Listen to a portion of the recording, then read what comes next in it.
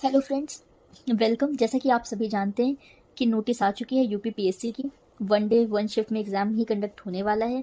तो अब बात आती है कि स्ट्रैटेजी कैसे बनाई जाए, क्योंकि हमारे पास दिन बहुत कम है, लगभग 1 महीना बचा हुआ है। तो 30 डेज प्लान हमें कैसे प्रोडक्टिव करना है, अब ये हम पे डिपेंड करता है। तो चलिए स्टार्ट कर।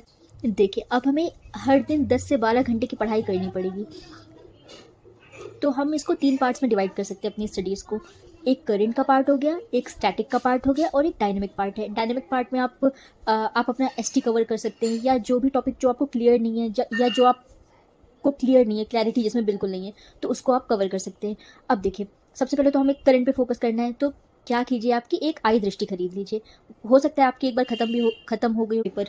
आपको करना बहुत ज़रूरी है। हर दिन आप एक प्रीवियस ईयर पेपर दीजिए, या फिर कोई न्यू टेस्ट सीरीज़ दीजिए। इन दोनों में से आप एक चूज़ कर सकते हैं। या तो आप पहले प्लान कर सकते हैं कि प्रीवियस ईयर दें, या फिर आप न्यू एसटीबी स्टार्ट कर सकते हैं। वो आपकी तैयारी पर डिपेंड करता है।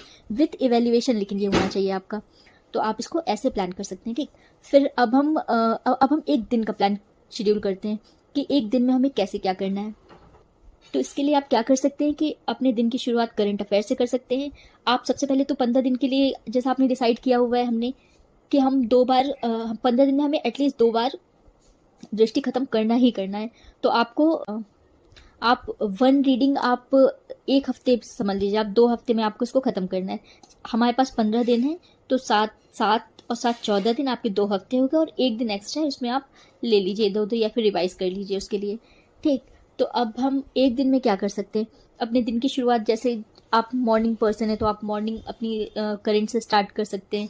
तो आप या तो उसको आप पोर्शंस में कर सकते हैं कि आपने 2 करंट पढ़ी, उसके बाद फिर 1 घंटा आप उसको बाद में दे दीजिए, या फिर आप पूरा 3 घंटा पहले करंट को दे दीजिए, फिर स्टैटिक पे आइए, फिर वो आप अपने हिसाब से प्लान कर सकते हैं।